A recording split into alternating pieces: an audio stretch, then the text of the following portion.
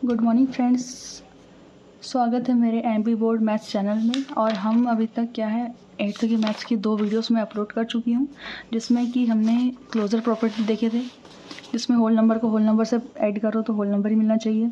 Commutative देखे थे, जिसमें नेचुरल नंबर मतलब नेचुरल, होल, इंटीजर, रैशनल सारे आ सकते हैं। इन्हीं में से 2 नंबर को पहले ऐड किया और उन्हीं का फिर क्या है उसका जो ऑर्डर है उसको चेंज करके ऐड करेंगे तो वो आंसर जो आएगा वो सेम आना चाहिए। ठीक है। उसके बाद एसोसिएटिविटी देखे थे हमने। एसोसिएटिविटी में a प्लस बी प्लस सी, अगर से हमें 3 नंबर्स ले रहे हैं तो पहले हम 2 को ऐड करेंगे, उसके बाद दूसरी बार जब हम इसके बाद तीसरा ऐड करेंगे। ठीक है, जो आंसर आएगा उसके बाद उसका जो है a प्लस बी को पहले ऐड कर लेंगे और उसके बाद तीसरा नंबर ऐड करेंगे, तो ये दोनों का जो आंसर आएगा वो सेम होना चाहिए, तब वो क्या कहलाएगा, एसोसिएटिविटी कहलाएगी। ठीक है, चलिए आप एक और चीज़ देख लेते हैं। यहाँ पर लिखा हुआ है आगे सिलेबस में, रोल ऑफ ज़ीरो। ज़ीरो का रोल क्या है, द रोल ऑफ ज़ीरो, है ना। वैसे तो आप में से बहुत से बच्चों को पता होगा, और क्योंकि आप लोग 8th में पहुँच चुके हैं, बट जिनको नहीं पता है उनके लिए तो करेंगे, है ना। अगर से हम जैसे कि 1 प्लस 0 करते हैं तो आप बताइए क्या आएगी वैल्यू, 1 आएगी, है ना। जैसे -2 प्लस 0 करूँगी मैं तो कितनी वैल्यू आएगी, -2 आएगी। अगर से 0 किसी भी नंबर में ऐड करते हैं हम तो हमारे पास सेम नंबर आता है। जैसे कि मैं 2 है, मेरे पास 2 नंबर है, तो मैं 2 में क्या है 0, मतलब कि यहाँ में से कोई भी मूल्यों को ऐड नहीं करूँगी तो कितना बचेगा, मेरे पास 2 बचेगा, है। उसी तरह से यहाँ भी वैसे ही होता है, ये एकदम बेसिक से था। उसके बाद यहाँ पे भी वही लिखा है कि अगर से 2 प्लस 0 है और 0 प्लस 2, इसका जो ऑर्डर चेंज करके भी हम इसको ऐड करेंगे तो आंसर क्या आएगा, सेम आएगा, 2 ही आएगा। और -5 प्लस 0 इज इक्वल टू, इसमें जो भी करेंगे इसको भी 0 प्लस -5 भी कर देंगे तो आंसर -5 ही आएगा। ठीक है, वैसे ही -2/7 एक रैशनल नंबर ले लिया हमने, या तो फ्रैक्शन बोल सकते हैं इसको, पर रैशनल नंबर बोलेंगे। ठीक है, यहाँ रैशनल नंबर बोला है, तो रैशनल नंबर में -2/7 प्लस 0 का ऐड करेंगे तब 0 प्लस -2/7 इज इक्वल टू -2/7 होगा। तो यहीं से एक आईडी बन जाती है जो लिखी हुई है कि a प्लस 0 या 0 प्लस a बराबर क्या होता है, एक a होता है, where a is a whole number, तो a क्या है, एक होल नंबर है। ठीक है, b प्लस 0 प्लस b बराबर b ही होता है, where b is an integer. जब हम होल नंबर की बात करें, इंटीजर की बात करें या रैशनल नंबर की बात करें, तो हम जब 0 को ऐड कर देते हैं किसी भी नंबर में, या तो होल हो या तो इंटीजर हो या तो रैशनल नंबर हो, तो वो क्या है, सेम नंबर ही बनकर आता है हमारे पास, कोई भी उसमें चेंज नहीं होता है। तो इसी को क्या बोलते हैं, एडिटिव आइडेंटिटी। क्या बोलते हैं, एडिटिव आइडेंटिटी।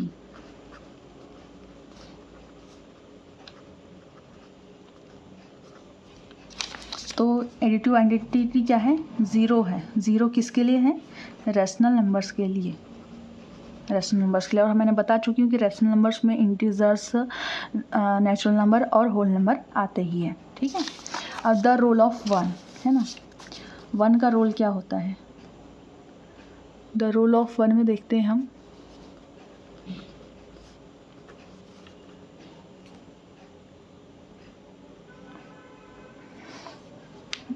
रोल ऑफ 1 में देखते हैं कि मैं, जैसे कि मेरे पास है 1 मल्टीप्लाई बाय 1, इसको 2 ले लेते हैं ना, 2 मल्टीप्लाई बाय 1, 2 का टेबल 1 टाइम्स पढ़ूँगी तो इतना आएगा मेरे पास, 2 आएगा।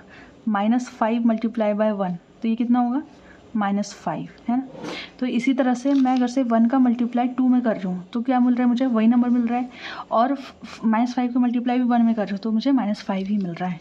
वैसे ही मैं रैशनल नंबर में करूँगी, -1/2 मल्टीप्लाइड बाय 1, यही कर दिया मैंने, तो मुझे क्या मिलेगा, -1/2 ही मिलेगा।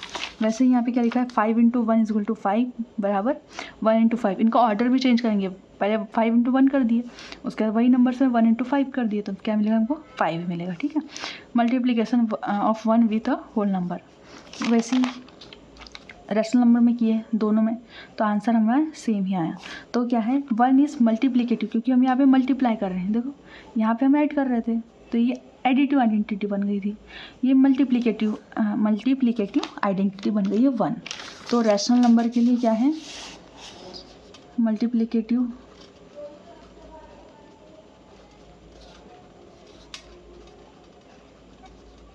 आइडेंटिटी क्या है, 1 है फॉर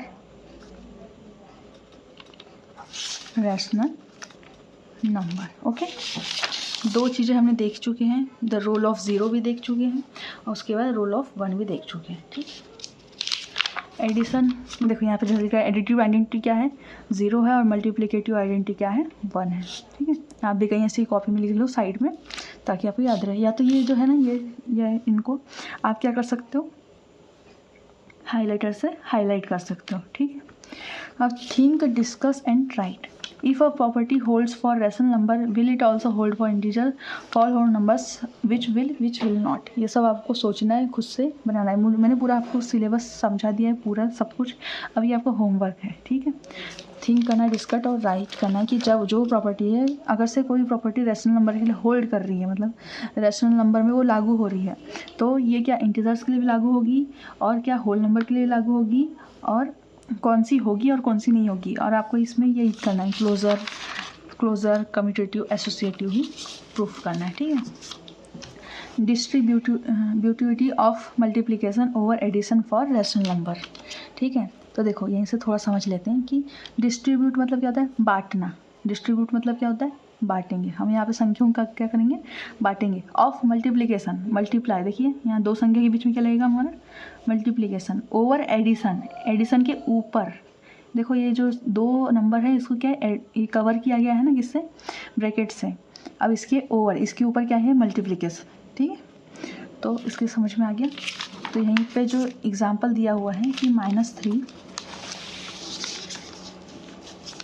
इसको यहीं कर देती हूँ। एग्जाम्पल क्या है, -3/4 मल्टीप्लाइड बाय 2/3 प्लस -5/6 है ना। तो ये हो जाएगा distributive of multiplication over addition. ठीक है, अब ये माइनस में दोनों साइन एक साथ नहीं रखते, इसलिए यहाँ पे हम क्या कर लेंगे, ब्रैकेट लगा लेंगे। ठीक है, ये इस मिडिल ब्रैकेट हो जाएगा। ओके, -3/4 लिखेंगे मल्टीप्लाई, अब ये प्लस माइनस को हम सॉल्व कर लेंगे पहले, तो -5/6 आ जाएगा। ठीक है, तो यहाँ पे क्या लिखा है, इनसे देखते हैं हम पहले कि सबसे पहले इसने क्या किया है, आपको दिखाई दे रहा होगा। सबसे पहले क्या किया है कि ये दोनों को वैसे ही सॉल्व किया, वैसे तो वैसे ही रख दिया हमने, यहाँ पे सॉल्व कर दिया, कोई दिक्कत नहीं है, दोनों सेम है। दोनों का एलसीएम लिया 6 ही आएगा। ठीक है, आप लोग एलसीएम लेके देख लो, हमने प्रीवियस क्लासेस में बहुत किया है ये सब। तो 3 और 6 का एलसीएम लेंगे तो कितना होगा, 6 हो जाएगा। और मैंने ये आपको फ्रैक्शंस का क्या है, ऐड करना, मल्टीप्लाई करना, सब्सट्रैक्ट करना, अपनी प्रीवियस वीडियो जो मेरी फर्स्ट वीडियो थी उसमें बताया था, तो आप कृपया जाके उसे देखिए, आपको ये बिल्कुल आसानी से समझ आ जाएगा। इसमें हम जब इसको करेंगे तो इसको ऐसा करते हैं ना, जब कोई फ्रैक्शन रहते हैं उसको सब्सट्रैक्ट करेंगे तो हम उसमें सबसे पहले बटरफ्लाई मेथड बोलते हैं इसको, कि 2 का 6 से करेंगे। 2 6 कितना होता है, 12, और माइनस का साइन था तो 3 5 ज़ा 15, अपॉन में ये दोनों को मल्टीप्लाई कर देंगे आपस में, 3 6 ज़ा 18। ठीक है, इस मेथड से भी सेम आंसर आएगा। अब इसमें -3/18 -3/4, ये मल्टीप्लाई में -3/4, ये माइनस से माइनस हट जाएगा, मतलब माइनस माइनस प्लस हो जाएगा, है ना। 3 × 3 से ये 6, 3 6 ज़ा 18 और 3 2 ज़ा 6 हो जाएगा। तो ये पूरा क्या बन जाएगा, 1/8 बन जाएगा, है ना। एक सेकेंड, कहाँ गलती हुई है हमारी, -1/6 ये सही है, 3/4 3/14, अच्छा इसमें मैंने इसने काटा नहीं है ना। 3 2 ज़ा 6, 1/8, ये यहाँ तक आंसर सेम आ गया। ठीक है, हमारा सही है, कोई गलती नहीं हुई है, सब सही है। ठीक है, अब इसी में क्या किया इसने, -3, हाँ ये एक मेथड से ये हमने सॉल्व कर लिए। अब इसको देखते हैं दूसरी मेथड से। मैं क्या करूँगी कि a × b + c ये वाली है, तो मैं सबसे पहले इसका इससे मल्टीप्लाई करूँगी। क्या करूँगी, a × b, फिर प्लस का साइन लगाऊंगी, फिर क्या करूँगी a × c। ठीक है, तो ये सेम करूँगी। तो इसमें क्या क्या नंबर्स हैं देख लीजिए, -3/4 मल्टीप्लाई बाय 2/3, प्लस का साइन लगा दिया, उसके बाद -3/4 मल्टीप्लाइड बाय c क्या है हमारा, -5/6 है। ठीक है, तो ये हो जाएगा 3 से 3 कट जाएगा, 2 से 2 टाइम्स कट जाएगा, -1/2 आ गया, प्लस 3 2 ज़ा 6, ठीक है। तो हो जाएगा माइनस माइनस प्लस हो जाएगा, +5/4। अब आप दोनों का एलसीएम लेंगे तो 4 आ जाएगा, 4, या तो आप एक दोनों को मल्टीप्लाई भी कर सकते हो, फिर से बटरफ्लाई मेथड अप्लाई करते हैं, ठीक है। -4 + 10, इसका इससे करेंगे तो 10, और ये 4 2 ज़ा 8, 6/8 इसका हो गया वैल्यू 6/8, और इसकी हो जाएगी हमारी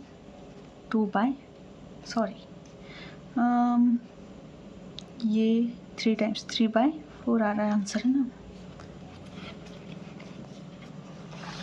कहीं कुछ गड़बड़ हुआ है लगता है, सही कर रहे हैं कि नहीं।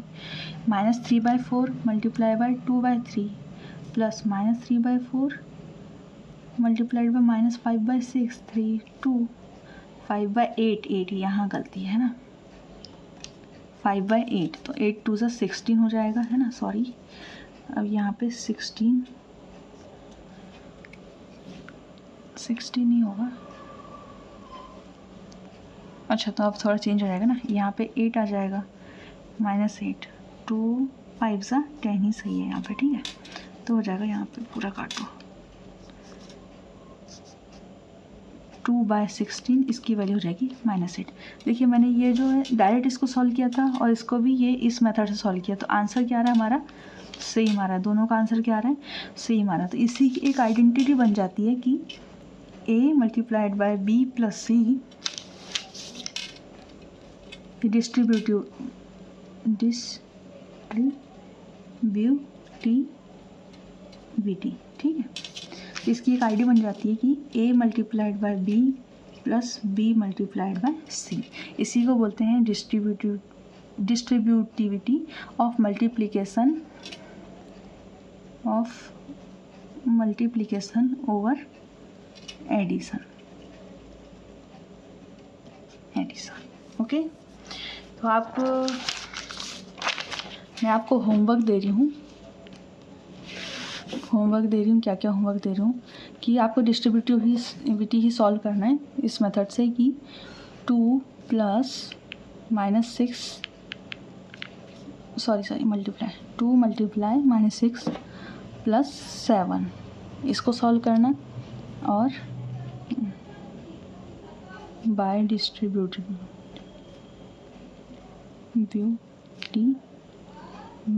ओके।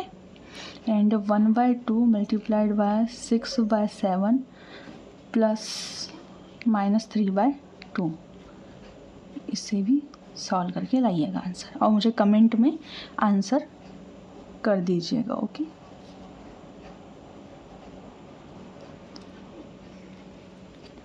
उसकी नेक्स्ट वीडियो में, और ये जो आपके 2 क्वेश्चंस हैं, देखिए, distributivity of multiplication over addition and subtraction for all rational number A B and C, A into है ये, है ना, इंटू का साइन रहता है, कुछ भी नहीं रहता, मतलब इंटू मान लेते हैं हम, A × B + C = A × B + A × C। आप इसको याद कर लीजिए, बिल्कुल आसान हो जाएगा आपके लिए। हमने एडिशन में देखे थे, अब सब्सट्रैक्शन में देख लेंगे। A × B - C, तो बस ये प्लस था तो यहाँ माइनस हो जाएगा, यहाँ प्लस था तो यहाँ माइनस हो गया, बाकी पूरा सेम है, ठीक है। अब आपका ये होमवर्क है कि ये वाला क्वेश्चन सॉल्व करके आप लाइएगा, ठीक है। इसके बाद ये भी देख लीजिएगा, ये भी बहुत इजी है। आप ये इसमें जो दोनों को सॉल्व कर लेंगे, पहले ये दोनों को पहले सॉल्व कर लेंगे, फिर ये तीनों का एलसीएम जो आएगा इसका, इसमें भी ऐसे ही किया गया है क्या,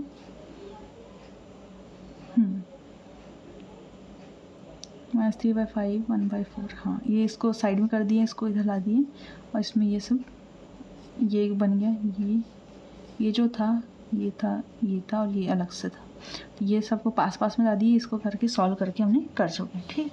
अब हम पढ़ते हैं नेक्स्ट वीडियो में 1.1 को देखेंगे कि इसे कैसे सॉल्व करना है। मैं आपको एक एग्जाम्पल बता दूंगी और बाकी आप अपने से बनाएंगे, ओके। चलिए मिलते हैं आप नेक्स्ट वीडियो में, तब तक के लिए गुड बाय।